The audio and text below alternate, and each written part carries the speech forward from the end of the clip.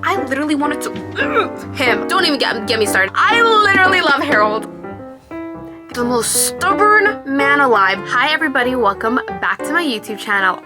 Is back talking about books. Today we are going to be talking about A Little Life by Hanya Yanagihara. This video is a long time coming. I have been wanting to read this book, honestly, for not that long, not gonna lie, but I have been wanting to read it. It's been sitting on my bookshelf for the last month and a half because I told myself for the longest time that I would probably never pick this book up because everybody said it was just so sad. But I think I have the heart to handle sad things, especially after reading Manacled. I feel like a lot of things just don't really trigger me. So I feel like if there's any person who can review books of this nature, it would be me. I just wanted to read it. I wanted to know what all of the hype was about and just wanted to know everything about it. So I decided to pick this book up. I finished it around a week and a half ago, and this is after I have already processed everything. I'm still processing a lot of things. Tried to film this video right when it was fresh in my head, and I decided to stop because all of my thoughts were just so jumbled up. Now I kind of have a little bit more of an idea of what kind of video I wanted to do for this book, A Little Life. I'm just gonna get into all of it. I didn't know if I wanted to do an explaining the plot. I don't know if I wanted to try to do a spoiler-free review,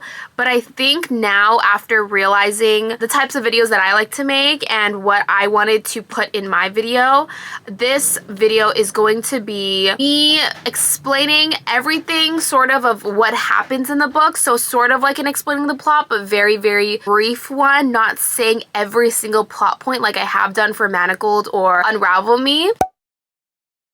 I just want to just explain what happens in here, explaining all of the triggers, what the book is even about. So this book will have all of the spoilers. It is going to be a spoiler-filled review of what the book is about. So I'm going to explain everything that happens in the book, all of the traumatic things that happen, and then at the end of the video, I will put a timestamp. If things trigger you and you don't want to watch any of those triggering things, I will put at the end a timestamp as to when I actually start the actual review. So I'm just going to get into it and talk about A Little Life, what it's about, all of my thoughts and everything of the sort. To start off really briefly, I can't even rate it. Honestly, I gave it like 4.5 out of 5 stars, I guess. It is beautifully written, and I'm gonna get all of that at the end, but I just feel like there's just a lot of things in here that are so poignant, but do I ever recommend you actually read it? I can never tell you. There are a lot of triggers in here. I think that if you never read this for your entire life, it's not like you're gonna regret your life choices for not reading this book. I think you can go without reading it, but I think if you do read it and you're able to handle it, it's a really great read, honestly, and that's just kind of where I'll leave that. Just to explain all of the triggers in my plot summary, there's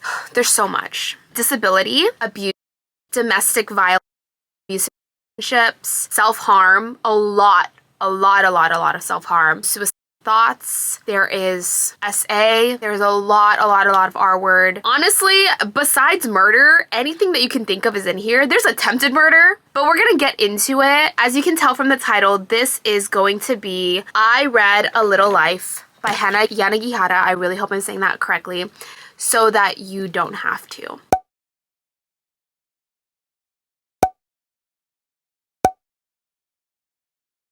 If you don't know anything about this book, you saw it on TikTok, you saw everybody raving about it, everyone was talking about it, and you're like, what? I'm so curious. What is A Little Life about? What could this book possibly about? Here, I am going to explain it to you. It follows a group of 4 friends, but the main character is really just one of those friends. His name is Jude, but all of the 4 friends are Jude, who's a lawyer, Willem, who's an actor, Malcolm, who is an architect, I believe, and JB, who is an artist. They all met each other in college, and that is where we start off the book. We start off the book with these 4 friends in college. Jude, aka the main character, is the one who goes through all of the traumatic things in it. In this book, he has a traumatic past that throughout the entire thing is revealed in slivers. We don't get the full picture until pretty much the very end of the book. The entire book is revealing what happened to Jude in the first 20 years of his life that affected him so much from when he met his friend group in college and on. His childhood, how it's affected him for the entirety of his life, and how he has to cope and how he has to deal. It also follows relationships between the friend group, relationships between Jude being someone who cannot open up and cannot communicate, cannot talk about his emotions, and the people who love him and are there for him in his life. How there are good people and bad people in the world, and how in perspective wise some people can look like their life is just so amazing, whereas you don't understand that that same person has gone through tremendous unspeakable things that you can never hear about. And I'm kind of hinting at the situation between Jude and JB, which I will get into, but those are the characters to note. It is Jude, Willem, Malcolm, and JB. That is the 4 friend group. It follows their entire lives, their entire life, hence why the book is 800 pages long. This doesn't look that thick, but the pages are thin, okay? They are rail thin, all right? So it's like 800, 900 pages long. Some other characters to note is Harold and Julia, who later on in the book is a mentor to Jude. Harold is a lawyer, Jude is also a lawyer, and Jude is also the most smartest person that you can ever meet. He's also the kindest sweetheart you can ever meet, and Harold and Julia are there for him throughout his life. Another person who has also been there throughout Jude's life is Andy. Andy is Jude's doctor because Jude has severe back pain and has chronic pain, which is also another trigger I forgot to mention because I kind of just forgot, honestly, but it is another trigger. Jude goes through chronic pain for the entirety of his life, and over time his back kind of deteriorates. Andy is the doctor that Jude goes to whenever he is going through any sort of emergency. This book is very much found family trope. A Little Life. Jude has something he is hiding from his childhood, from his past, doesn't tell anyone about it, even his closest friends. All the 3 rest of his friends, Willem, Malcolm, and JB, kind of joke around about what he could possibly be hiding. Is Jude living a double life? As the beginning of the book progresses, it's just this mystery of what happened in Jude's backstory, like what is going on in his life. Then we find out about who Harold is and who Julia is, and Harold becomes Jude's mentor during law school. His mentor in law school, Harold, is really curious about Jude at first, kind of sort of makes little inklings as to try to crack open Jude's brain, asking him these questions that are a little bit invasive. Jude just doesn't say anything, has never said anything, has never been able to open up. And Jude also, it is a lot in his headspace.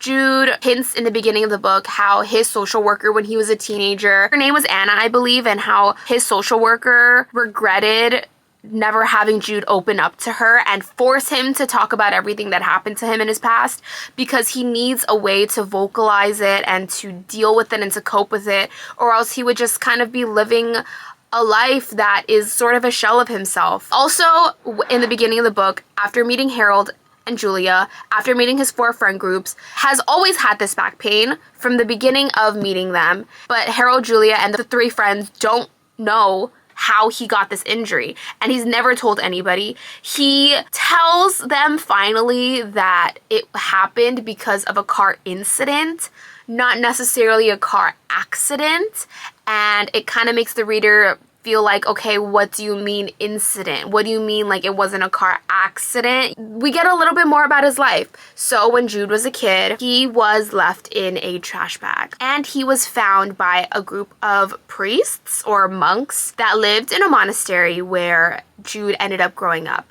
by himself as the only kid there around a bunch of older adults and older monks.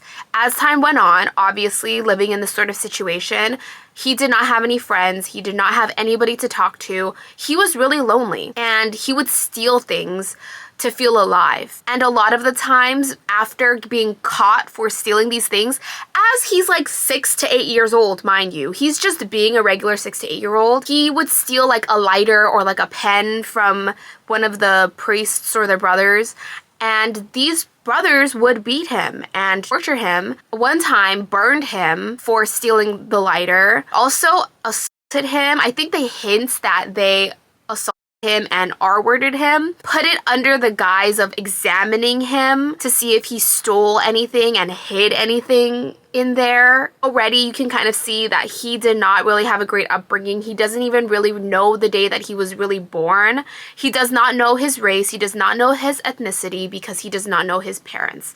He was literally left in a trash bag for these brothers. Then we go back to the present day, and there just seems to be so much good happening in Jude's life, and there's just so many people who are there for him, feel like family. You know, that is a found family trope, who, even though Jude does not want to talk about it, they still understand Jude and accommodate for him, because Jude does experience this debilitating pain, this debilitating back pain, that sometimes he has to be in a wheelchair.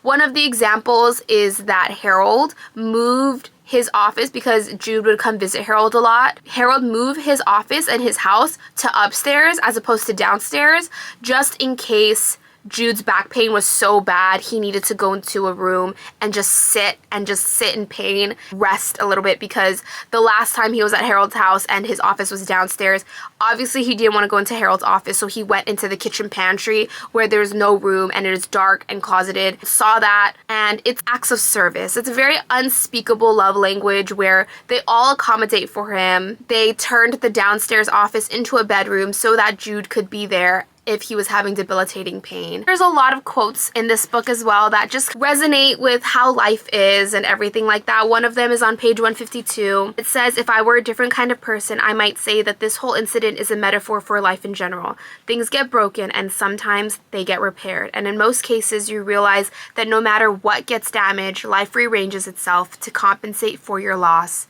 sometimes wonderfully." That little quote, if you really sink in and think about it, this whole book is kind of how life compensated Jude for all of the bad things that happened to him in his past, with sort of making his life better as time went on and having all of these lovely people enter it for him. When, even so, by the end of the book, I will get into it later, but I'm just explaining the plot and explaining what happened so that you don't have to read it if you don't want to. Over time, these people are there to accommodate him, but Jude, the most stubborn man alive. This man, he is so stubborn. He never asks for help. Ever, ever, ever. He thinks he can just do it all on his own. And I understand him in a way for that. He's just never one to ask for help. He always just wants to be able to do it himself. And the thing is, he refuses to understand that, especially over time as his back is deteriorating, he has a disability, and he just refuses to believe that. Jude also refuses to go to therapy and to talk about his life. You know, I understand that therapy is not for everybody. I sometimes hate the idea, this is just my own personal thoughts, I hate the idea that everybody thinks that therapy is gonna fix all of your problems.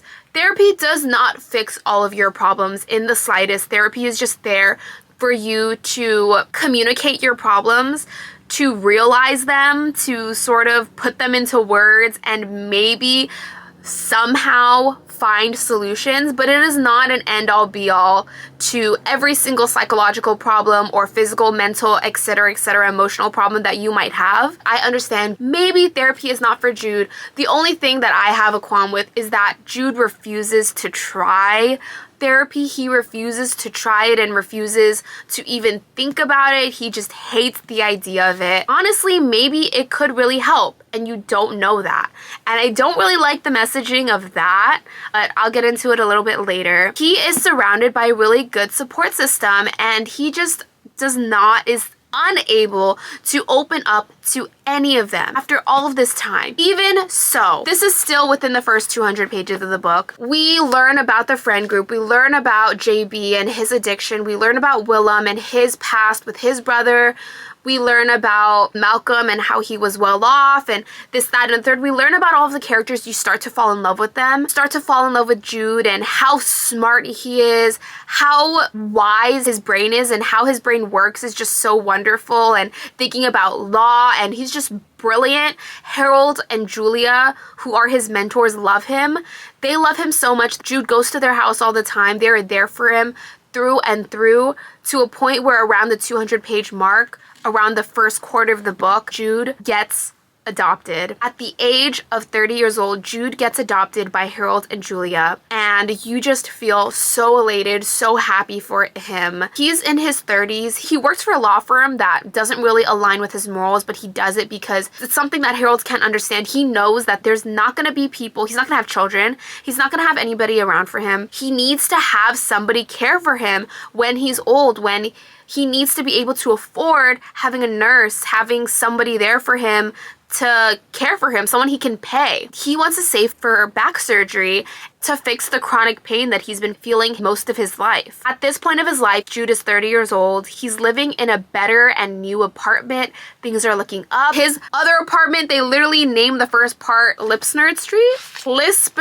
Street, which is the location of their first apartment. It was a shitty, really tiny little New York apartment. By the way, this takes place in New York. I forgot to say that. But now, after his new job, after making 6 figures, after being basically really rich and working his way up and being really smart, he lives in a new, better apartment with an elevator because, mind you, I didn't go through all of the things that he's had to go through with his back pain. They explain it in vivid detail about how sometimes he'd have to crawl up the stairs because there was no one there for him to take him, to help him up the stairs to get to his apartment. Now he has an elevator that he can work and use, and sometimes he might need his wheelchair and not have to rely on people. And this is due to the money he's earned through his new job. Jude dreads the thought of growing old and having nobody help him and nobody be around him. And he needs this money and he wants this money so that he can afford to do all of this for him. And people say money doesn't buy you happiness. It might not buy you happiness, but I understand him to that point. I understand that it can buy you a lot of convenience. Convenience not just for you, but for those that love you and around you. Jude, the only annoying thing about him throughout this whole book is that he is so stubborn, okay? He is just so stubborn in wanting to be self-sufficient and doesn't realize that it is okay to ask for help. There are people around him that love him so much. He has a good support system. But when Malcolm comes in one day and tries to fix his apartment for him, he says, oh, maybe we can put rails in your bathroom, in your tub, so that you might be able to hold on to it just in case you have a fit of back pain. And she's like, no, I'm not disabled. I don't want rails in my... I'm like, boy, it's rails. It is rails in your bathtub. What is wrong with that? And even though Jude is so against it, Malcolm, because he understands Jude, because he loves Jude, he puts rails in his bathtub. He makes Jude's apartment, because he's an architect, you know, he does this for a living. He makes Jude's apartment livable for him, makes it accommodating for his disabilities. And I hate that Jude is like, Malcolm's trying to think like I'm a cripple. Putting rails in your bathtub does not mean, oh, you're a cripple. It's like a bad thing. There's nothing wrong with needing a wheelchair or anything like that. He is just trying to accommodate your life and make your life easier. This story, if I can put into words the epitome of what the story is, it is a person who refuses to have anybody love him, yet they still do. Everybody in his life loves him and cares for him so deeply, and he just refuses it and refuses that help. He just wants to put rails in your freaking bathtub. Like, come on now. Anyway, that part annoyed me, but we'll keep going. As the story goes on, JB goes through addiction. Oh, also, I guess there's triggers for addiction too. I forgot to say that. Literally, I just keep forgetting. There's triggers for addiction because JB goes through addiction. The group of friends is there for him. Around halfway through the book, I really like this part of the story because I've never suffered from addiction and I don't know anybody who suffered from addiction. But I feel like the way that it's written, you get a sense of putting into words what addiction is and how you go through it and how addiction can drive people in your life away and how it's isolating. And I don't know, the way that they wrote this entire JB portion, I feel like it's a good depiction of addiction and how it affects you and how it affects your life. I feel like it's a pretty realistic picture. Even though I don't know anything about it personally, I feel like while I was reading it, I thought to myself, this feels realistic to me, but that's all I can really say about that. When JB goes through addiction, he says some really horrible things about Jude and to Jude, about his back pain, about the way he walks, basically calling him a cripple and making fun of him, and it was really things that are unforgivable. That happens as the book goes on. Jude gets older. He is almost turning 40, and everybody in his life sees the life that Jude has made for himself. He has his friend group. He has this job. He has this apartment. He has the money. Where is the significant other? Everybody always asks him this. Everybody asks, hey Jude, do you ever think about getting a boyfriend or a girlfriend or whatever it is that you're into? Do you ever think of that? And everybody kind of pressures Jude in this way to a point where Jude says, fine, everybody in my life, all the people that love him, his 3 friends, Harold, Julia, Andy, ask him about it so much. Maybe it is something that he's missing and he just doesn't realize it. So he ends up getting into a relationship with Caleb around halfway through the book. Let me tell you, after this happens, the entire book is downhill from here. The entire book goes downhill after Caleb, the entire book is downhill, okay? Jude starts dating a man named Caleb. Motherfucker. And Caleb is an absolute piece of shit. Abuse to no end. The epitome of a bad person trying to hide themselves as a good person. He brings back all of Jude's insecurities of his past, of before he was 20, of all the drama he went through in childhood, which we still don't understand the full picture at this point of the book. Doesn't like it when he uses his wheelchair. Doesn't like it because he just hates imperfection. That's kind of what I see it as. Caleb is abusive, starts hitting Jude, wants Jude to act certain ways, and then they, you know, have sex. I don't know about YouTube monetization, what I can say, what I can't say. In a fit of rage because Jude needs his wheelchair sometimes and tries to not use it around Caleb. And Caleb just is so mad, like, well, try. Why don't you try walking? It's like you're not even trying. I'm like, mother, do you not know what debilitating pain is? Oh my God, don't even get me started. Like, I read this book so long ago and it's still irking me just talking about it right now. Caleb was just a really bad relationship, and it was the first relationship that he got into. It was the first time that he had intercourse for the longest time, and he doesn't like it.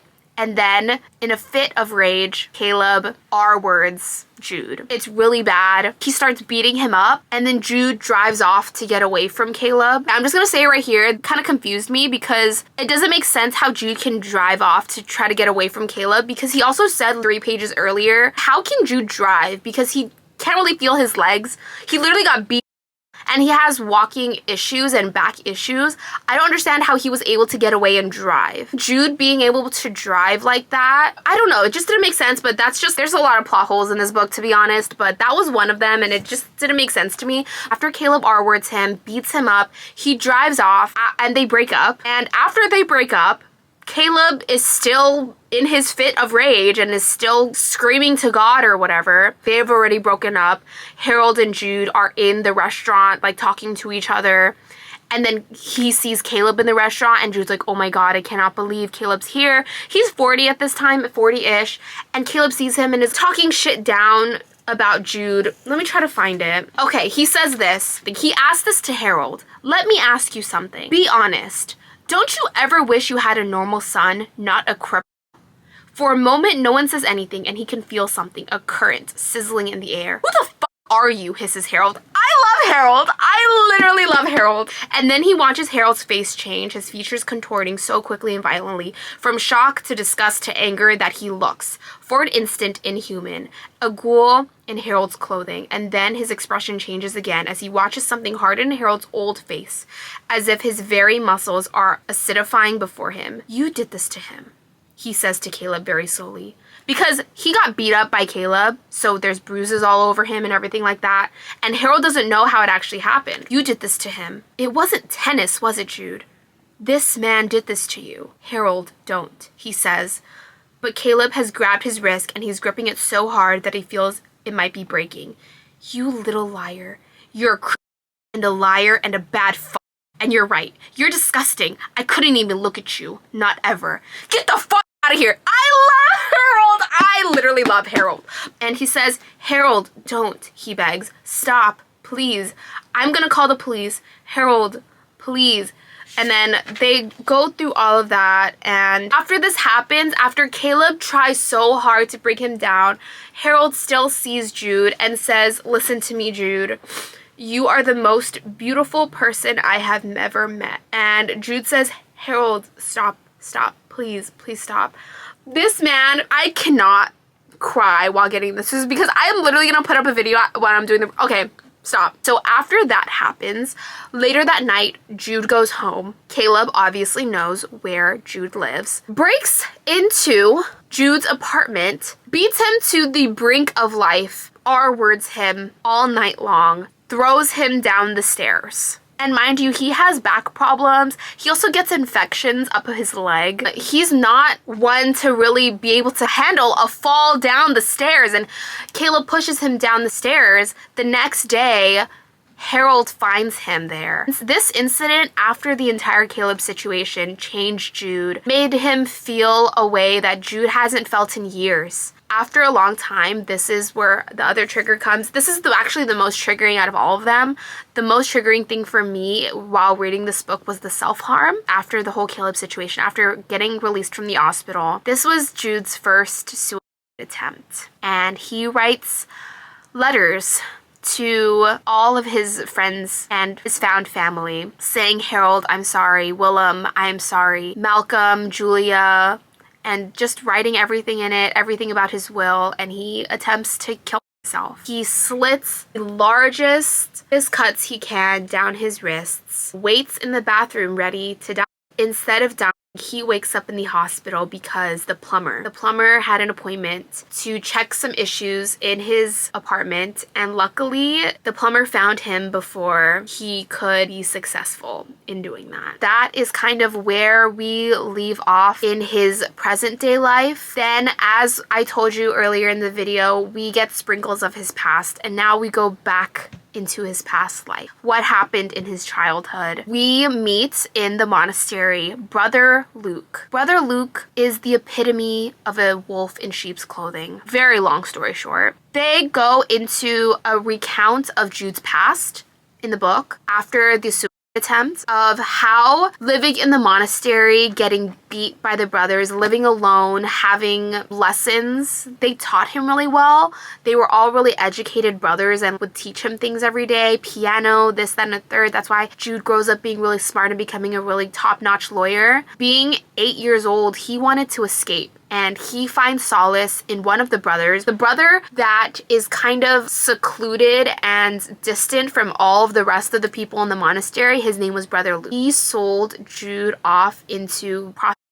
How this happened was after spending a lot of time with Brother Luke asks Jude, "Hey Jude, don't you ever just want to run away? Why don't you run away with me, Jude? Let's run away together. Let's leave this town. Let's leave the monastery. The brothers are so mean to you." And he makes this dream out in his head. We can find a place by the lake, and we can find a cabin in the lake, and we can live together and be happy together away from this place, away from the monastery where all of these people hurt you. They run away together, Brother Luke and Jude, when Jude was around 8 years old. After running away together, they hop from motel to motel. They need a way to make money to build this cabin in the woods by the lake. Basically what happens is Brother Luke guilt trips Jude to saying, "Jude, don't you love me? Don't you want this cabin in the woods?" And Jude says, "Yes, Brother Luke, I would do anything for you. I want to make this dream come true. How can I help? I will do anything to help make money and do this." Bam. "Hey, remember what the brothers used to do to you in the monastery?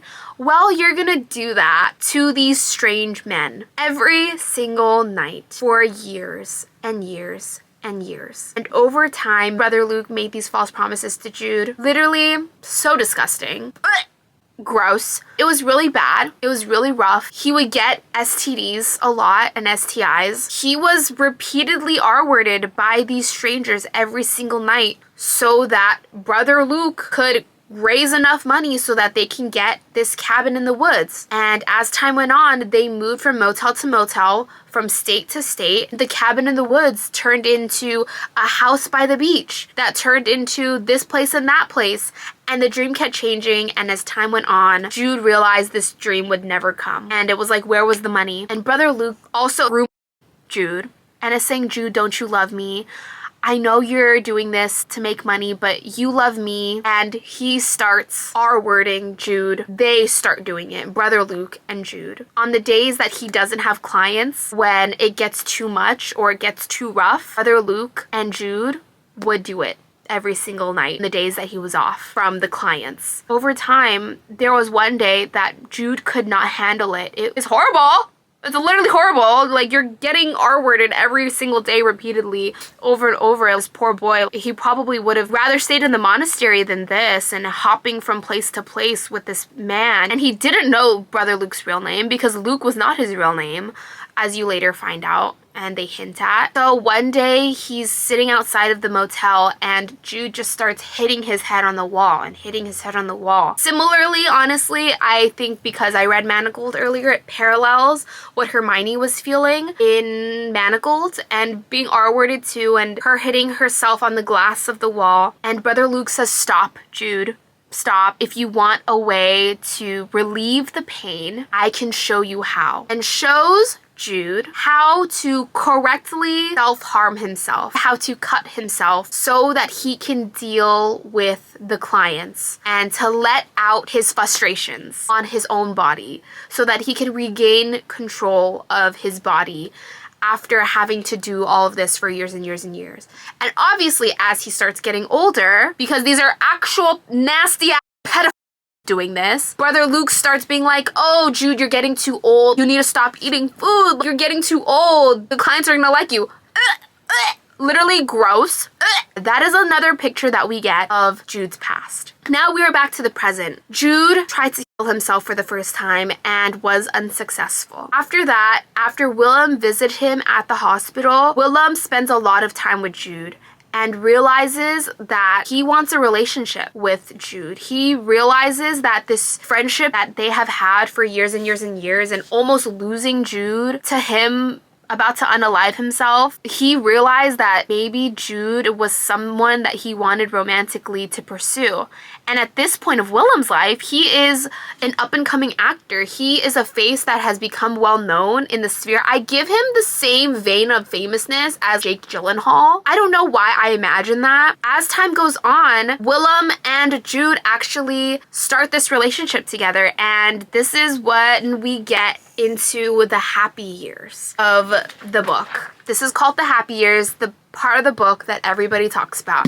And the reason why I think it's so sad is not even because of what happened in Jude's past. Everything, yes, that happened in Jude's past is really sad, but I really didn't cry that much. It was the happy years, and I will put the video up later, that got me sobbing my eyes out because of the relationship between Willem and Jude, because of the self-harm, because of the constant back and forth between having someone you love hurt themselves so deeply and not being able to help them. And it's a fight between Jude and himself and Jude and his past. Willem and Jude come into a relationship together, and now at this point of the book, in the happy years, they have been together for over 2 years now. The men in Jude's youth gave Jude STDs, and he obviously tells Willem about that and saying, hey, I have these diseases, I just want you to know. You know what? I feel like obviously everything that happened to him is so infuriating, but being STDs and having to tell all of your partners that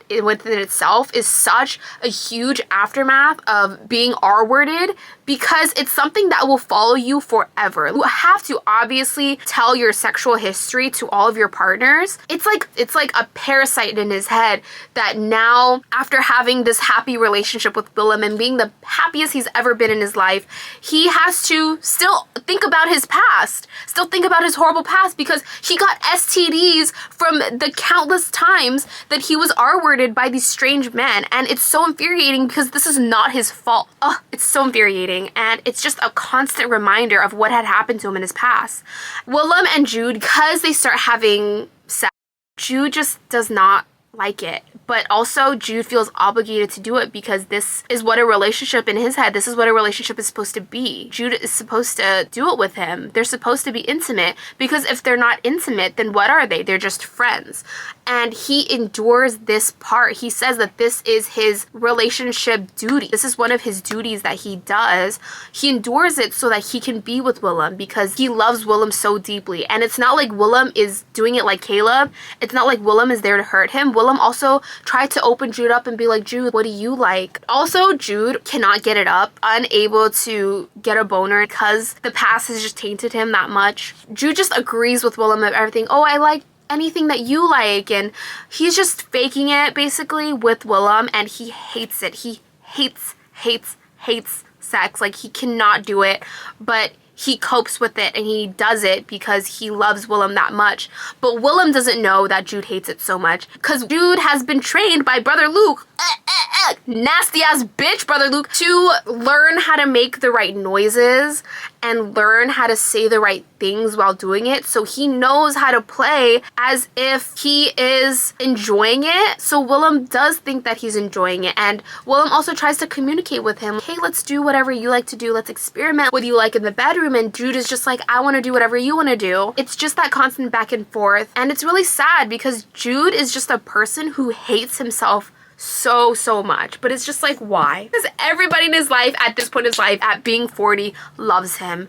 After having this big fight with Willem, Jude cuts himself a lot more and self-harms himself a lot. And this is when the book starts becoming so tear-worthy, at least for me. Turmoil that he goes through. The relationship stuff always gets me. But Jude cuts himself after starting to have sex with Willem a lot more, so that he could cope with having to do that. So that Jude feels like he has control over something, and he's addicted to it. He's addicted to self-harm, and the urge becomes so strong. He tries to stop himself.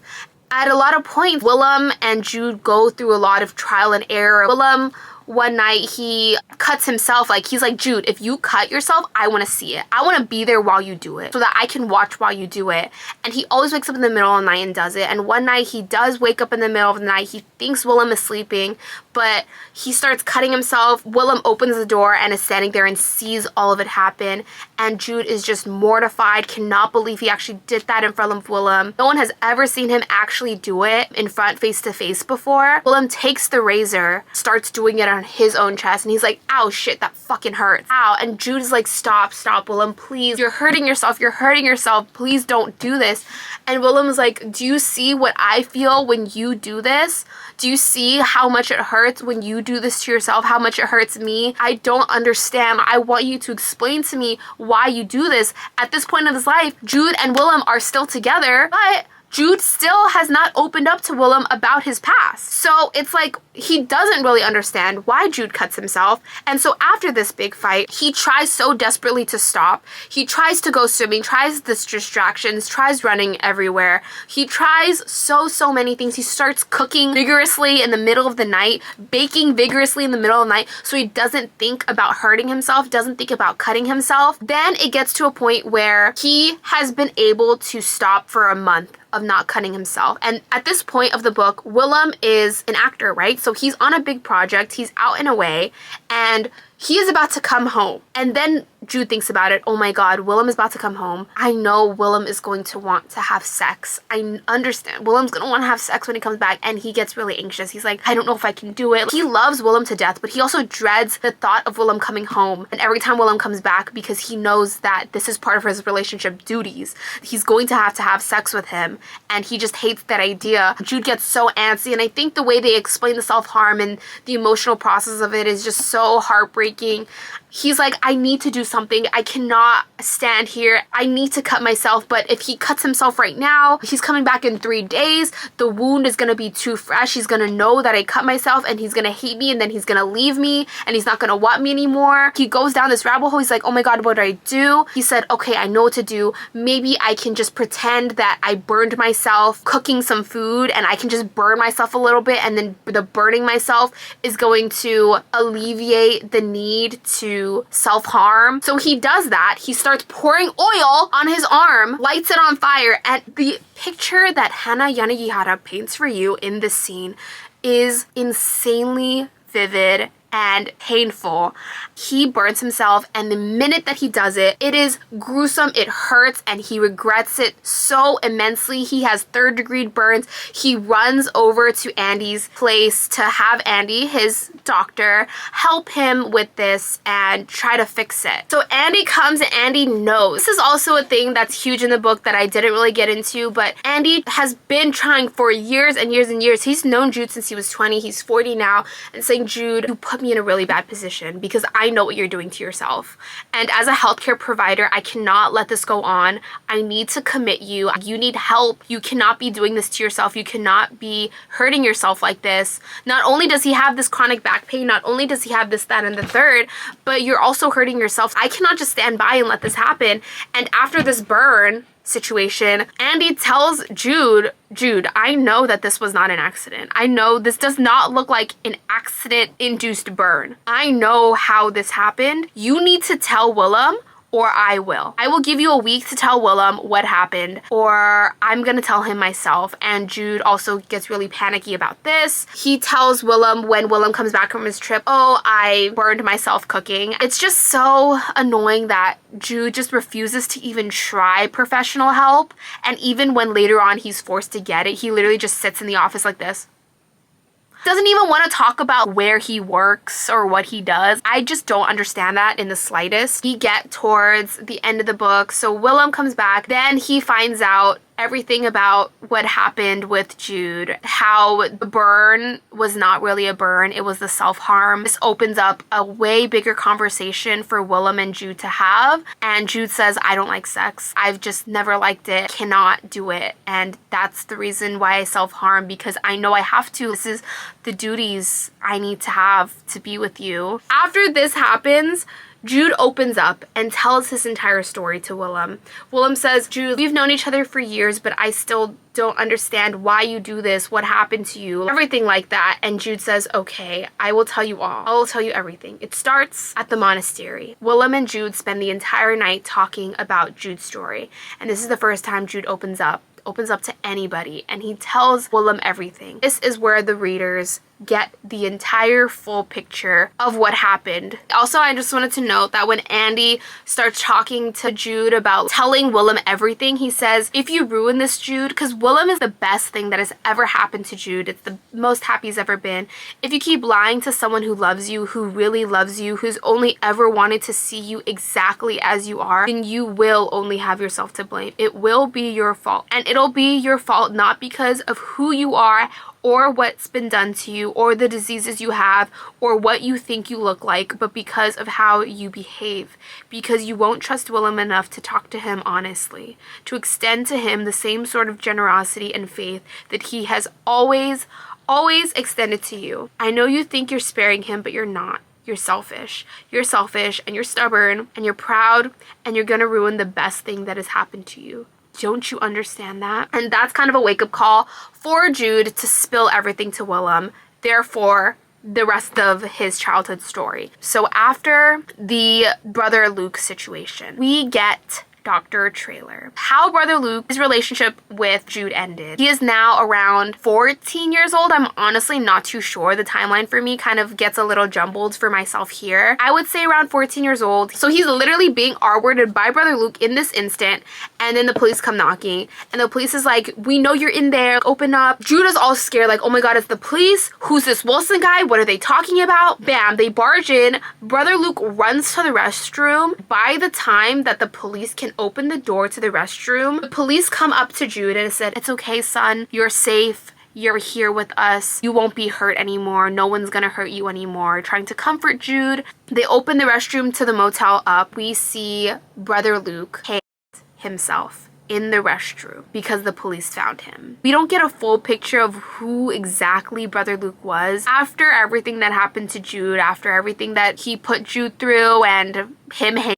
himself right when the police came. I think we know who he was from before he went to the monastery. So after this happens, Jude is now put into the system, the foster care system. This is where I feel like the book gets a little bit unrealistic. I feel like towards the end it just got really unrealistic, just throughout the entire book. The entire book was good except towards the end, for me at least, because it paints a picture as if everybody in Jude's life is just the best people ever, the most amazing, wonderful, wholeheartedly great people ever, or they are the scum of the earth. And there's no in between. Because then Jude goes into the foster care system, goes in with the counselors in the home. A lot of the counselors R-word him. They knew about his past. They understood that like, he would be R-worded by all of these men that for years and years and years, and he was put into this position.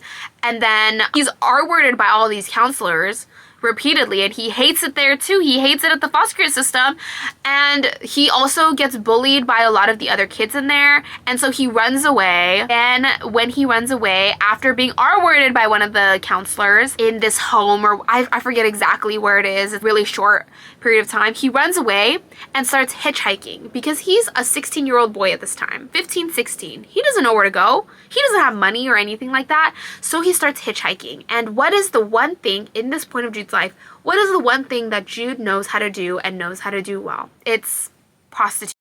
So he hitchhikes, and he understands that these men want something in return for driving Jude. And just apparently all of these men are pedophiles, I guess, everywhere. One couldn't even give a ride for free. That was a little bit unrealistic, but Jude offers himself, and in return of giving his body away, gets money from these truck drivers, and his body just keeps going from place to place to place, doesn't know exactly where he's heading. As this happens, he obviously tries to tell these drivers and these people that are picking him up to be hitchhiked, hey, use protection, but he is a kid. He does not have the strength. He is just by himself alone. So it's not like he has Brother Luke's backing in a way. Brother Luke, ew, boop, tomato, tomato, but at least Brother Luke was there for like, if any of the clients would try anything with Jude or would be too aggressive or anything like that, Brother Luke would kick them out. Here, Jude is all on his own. So he'll say, hey, wear a condom. If they don't, Jude will try to stop it, but he's not able to overpower it. A lot of the times this happened, it would be unprotected. And this is also how he got STDs and STIs. And one time it was so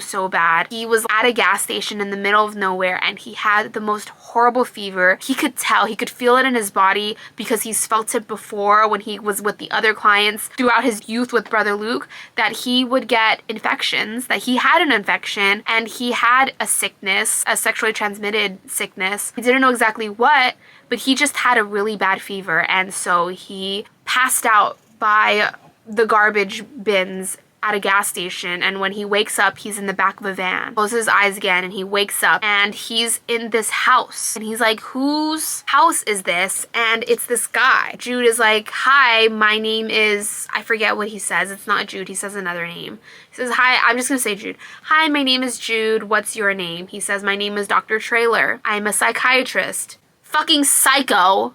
Let me just tell you. He says, I think he's a psychologist? Either psychologist or psychiatrist, one of them. He's kind of disgusted by Jude because he's sick, and he says, hey, you're gonna go in the basement and you're gonna get healthy again. He doesn't touch Jude. He doesn't try to R-word him or anything like that. Jude just stays in the basement all day. The door's locked while Dr. Trailer goes to work, leaves food there, has antibiotics, takes them day by day, week by week, and Jude is just in this basement with the bed and just starts reading books that are down there and is just so confused and is like, hey, when can I leave? He basically got kidnapped, okay? Jude, the only thing that anyone has ever wanted from him his entire life was sex. So he says, hey, I know what you want. Is it okay if we just do it so I can be on my way? And Dr. Trailer's like, you're not healthy yet. You're still diseased. You need to get better before anything like that can happen. So he finally gets better, and then Dr. Trailer's like, all right, now's your time to do the deed. He gets used like that, and every day that happens, it feels never ending. He literally got kidnapped by by this man, stayed in his basement. And this went on for around 3 months. And Jude is over time scared. Am I just gonna live here forever? Is this gonna be a thing forever? And Dr. Traylor says, Jude, I'm sick of you. Since you wanna run away so badly, because he's tried before, if you wanna run away so badly, okay, you can go. So he takes Jude in his truck to a field in the middle of nowhere. Says, Jude, go outside the truck. He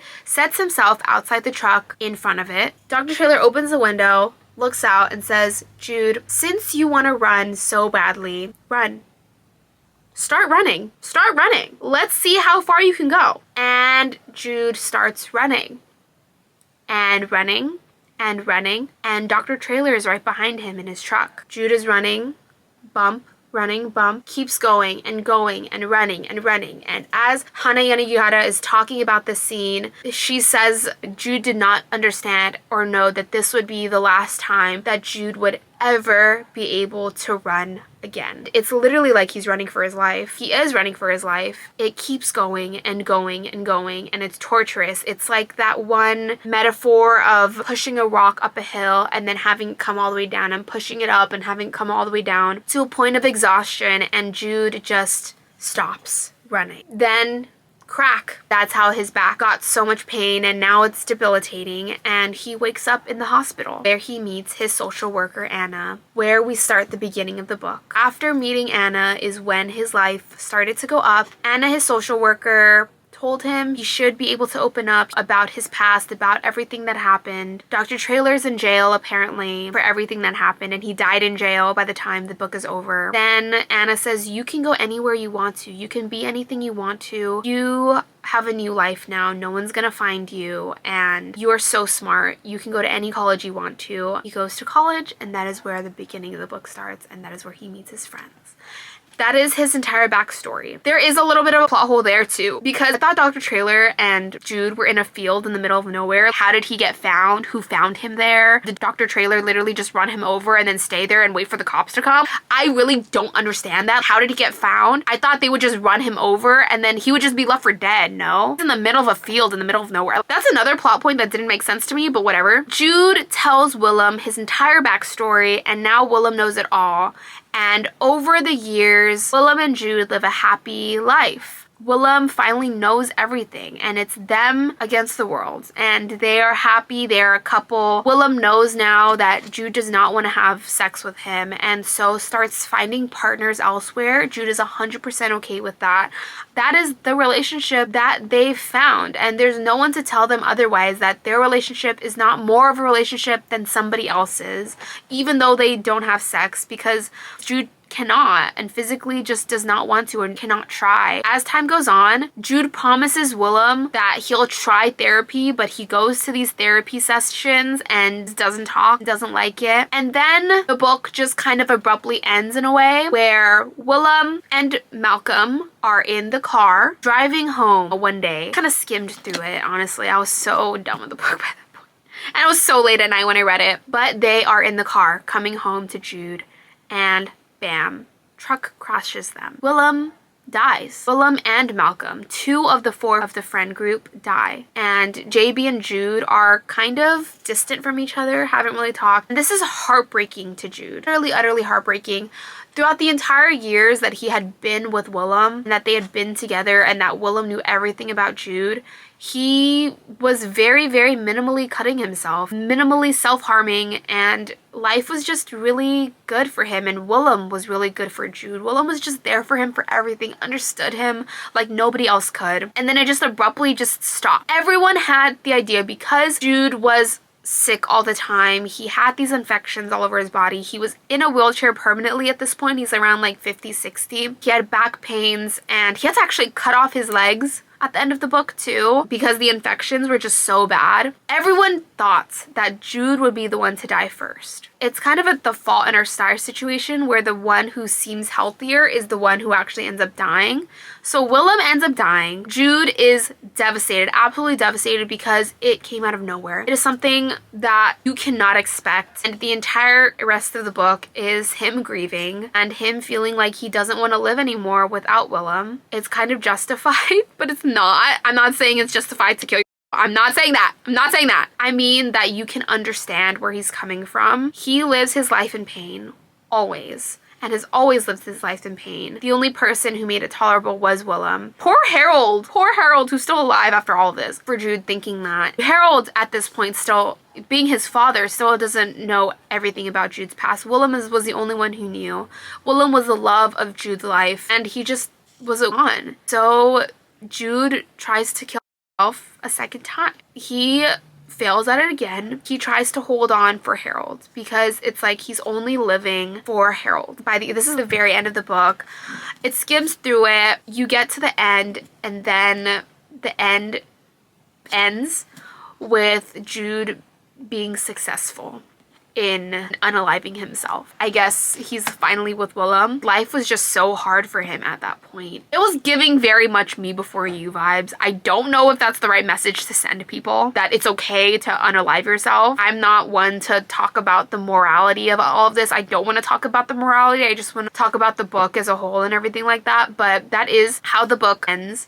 As Harold is cleaning Jude's apartment, he finds the suicide note from his first attempt after Caleb, and all the notes that he wrote to Harold when he was about to get adopted at the age of 40 years ago. Jude was about to get adopted by Harold. He was really anxious. If Harold changes his mind, this is something I've always dreamed of. I've always dreamed of getting adopted. I've always dreamed of having someone choose me and want me to be their son, but they don't know me. They don't know who I am. They don't know what I am, and they won't love me because Jude was just so hateful towards himself. And he wrote everything down, and Harold and Julia reads Jude's entire story, basically about what happened in his past and about this whole book. Reads his whole story and cries in between, has to take breaks. That's just how the book ends.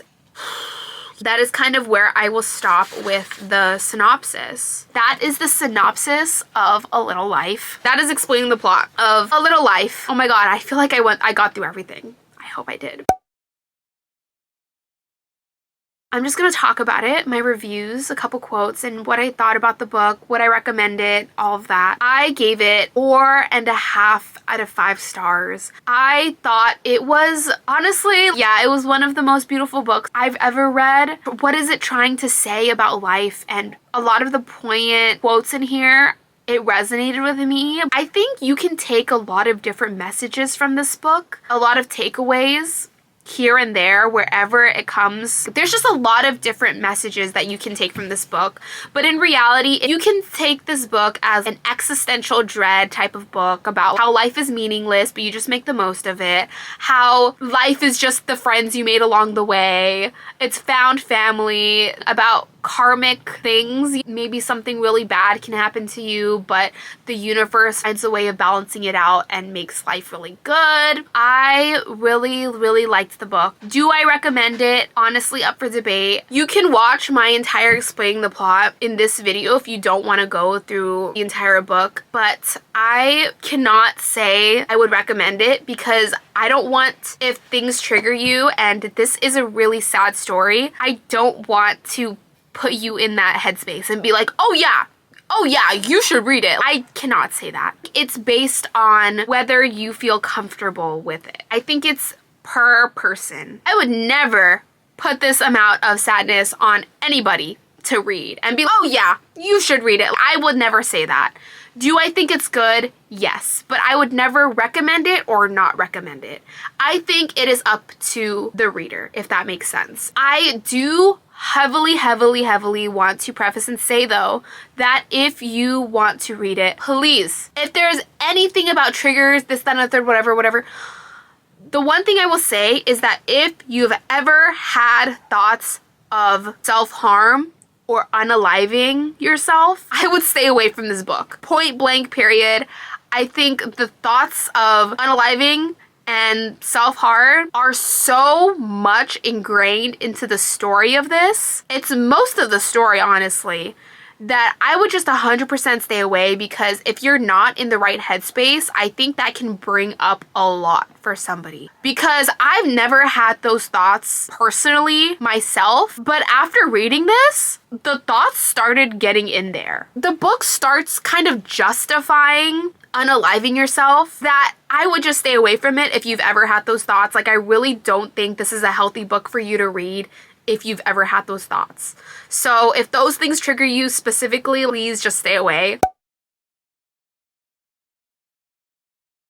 Other than that, if you look up all the triggers and you're okay with it, then by all means, go right ahead. I think it's a really great book. If you love a found family, it's in there. I was just sitting with myself about, why was this book written? Why did Hanya Yanagihara feel the need to write this? And what does it all mean? Isn't a book like this feel so pointless because we are reading a book of somebody's life, obviously, who doesn't exist? It just feels meaningless. In a way, life is meaningless. We're just a little blip in a big universe. We create the meaning in our own lives and in our own special ways, and I think that's the point that this book is trying to make. It is literally called A Little Life, and I think if you read the book, this is a triple meaning. A Little Life, the book, is about one person's life, and A Little Life is also said around halfway through the book, and I will put the quote of Brother Luke, if you've watched the beginning of this video and know who he is, or have read the book, saying, "Come on, Jude, you should have a little life." And he is with clients, if you're catching my drift.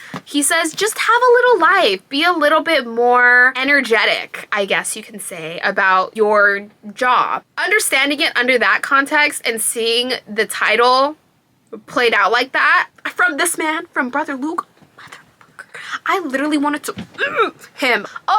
Hated him. The characters were really strong in this. The writing was really strong. The only thing about the writing, though, is it's a little too long for me. If you open up any page in this book, chapters are half a page long, and the sentences are created with a million commas in between. Every sentence is 5 lines long, and it's written beautifully. I really liked it, but also because of that, sometimes it dragged on, and the chapters were 80 to 90 pages long. If you're okay with that, you don't like that. Some people like really short chapters. You're not gonna get that in this, okay? The chapters in this are 90 pages, 100 pages, 80 pages long. I want to also highlight some of what I thought the meanings of the book really was, and a technical standpoint. I explained it in the explaining the plot part of this video, but there's a lot of plot holes in this book. I don't understand how we got from point A to point B, but whatever. I like how a lot of the characters are representations of the types of ways that you can go about life. I think one of the morals of this book and one of the lessons you get in reading this book is that life is always put into different perspectives. And I like the idea that this book could be about anybody. It could be about anybody just standing on the street, any single stranger, and this could be their entire life. And it's so minuscule, it means nothing, but it also means everything to somebody else or to that person. Like, the importance you put on it is all perspective, and everything is about perspective. I think that's also another takeaway you can get from calling the title A Little Life. Also, what I was talking about perspective, how there's a part in this where JB says, Jude, you're so lucky. You have it all. You have the money. You have the guy, because JB was low-key in love with Willem at a point too. You have the family, like he got adopted at 30 years old. You have the perfect life. JB was jealous of Jude. If you really think about it from JB's eyes, I understand how he can see that, how in his perspective, Jude is the luckiest person in the world. Whereas when you get it from Jude's perspective, you don't understand how much pain, first of all, he goes through on a daily basis. Everything that he is going through, everything that has happened in his past, JB doesn't get any of it. He only sees the positives. He doesn't see the other side. And I think that's another lesson that you can get from this book about how everything is just a lot more nuanced than we might think it is, than we might see on the outside from some random stranger we might see on the street. And a lot of people talk about how there is not a lot of current events, big events that happen in this book that have anything to do with history in the slightest. This is based in New York. 9/11 was a huge thing that happened in New York City, and they did not talk about it in the slightest. The rise of the internet happened probably within this lifetime, because this is in the span of 60 years. There's just a lot of cultural changes that might have happened and probably should or did happen within the span of this book, and it is just literally never talked about. It is literally a book about this life. It is only about their lives, about what happens in their lives. It is very singular in that way. I think it is a good thing and a bad thing. A bad thing because you don't really get much more. They had so much more to explain, but it feels so focused on this one particular thing. That is kind of like the bad thing, but the good thing about it is that it makes the book timeless. I really like that idea. I don't know if it was on purpose, but I do feel like this book has the potential to be timeless. That this could be a person that is living 200 years in the future, or could be someone living 500 years in the past. Obviously not 500 years because they send emails to each other, and that's the only cultural reference they really make ever in the book. And cars are a thing. Other than that, there's nothing about the time period that you're getting in the book at all. You don't know if it's happening in the 60s, in the 70s, 50s, 2020s, like you don't know. But I do like it because it feels timeless in that way. It feels like you could read this 80 years in the future and it would still feel like a story that's happening to a person that day, that time period. And I really do like that about the book. Another thing I didn't really like about the thing about therapy, which I was going to talk about earlier in the beginning, it talks about therapy as if it's bad and you shouldn't even try it, and Jude was just a person that's been through so much. He is just unhelpable. This was the only way out. The only solution was that he unalive himself. I just don't really agree with that messaging. I don't want to get into the morality of it. Maybe it is part of the messaging in the book, how life is kind of pointless, has no meaning in a way. I just feel like Jude throughout the entire book was so against therapy to a point where it's too much. And I think that if you have the means to at least try, Jude just hated himself to a point where he didn't even want to literally try therapy. I understand therapy is not for everybody. It is not end all be all solution to everything. And I agree with that. I totally feel like everyone thinks therapy is just gonna fix everybody's problems. It is not. It is not. Your problems will still be there the next day. And maybe not even therapy. It could be something else. But Jude, the entire book, refused to find any solutions to his problems. The entire book was really like, woe is me.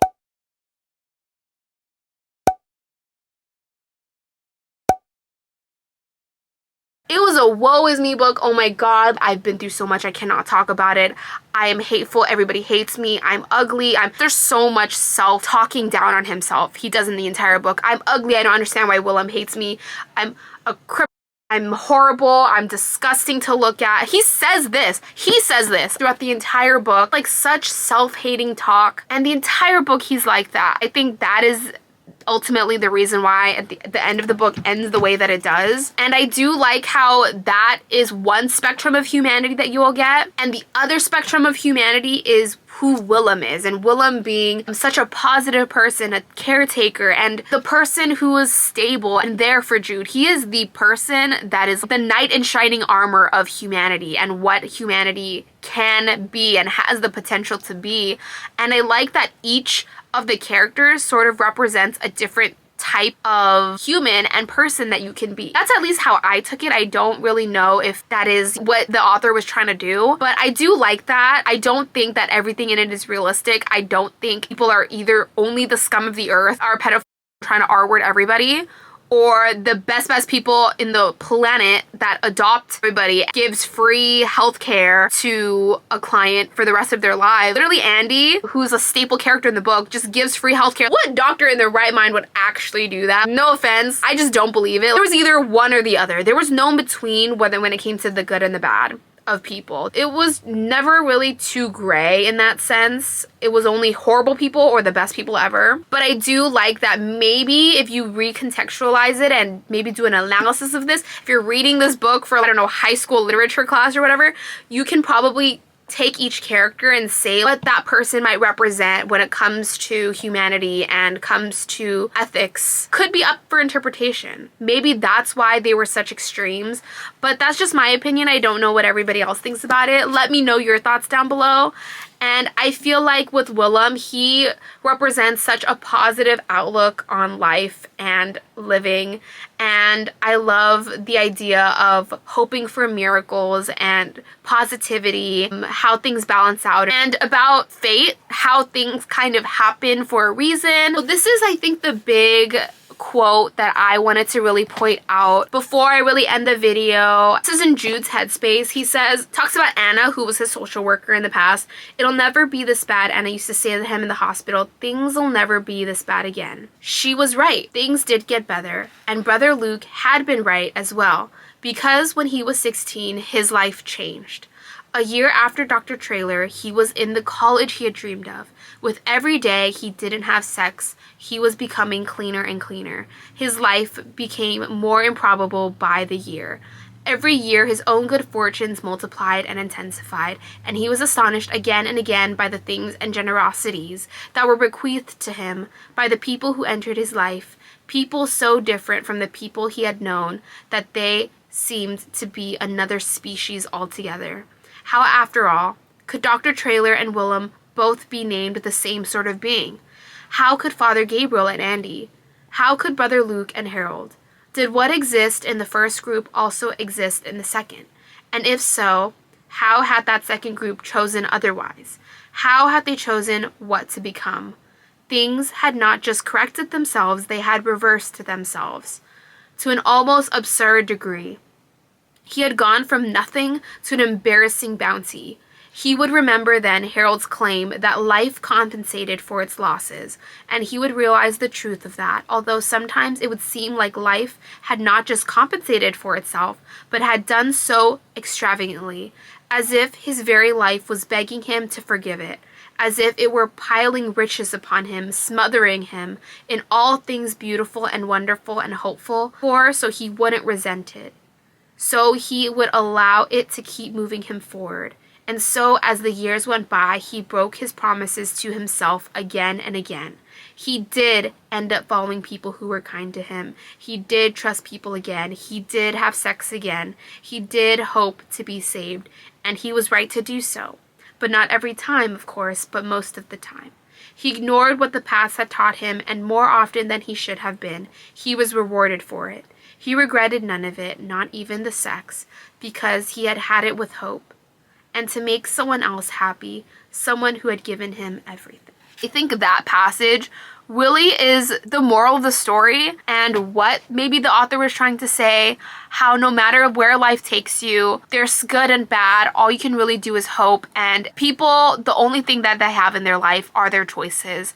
And you can become any person through those choices. This is what I took away from it. This is also the reason why I didn't like how the book ended.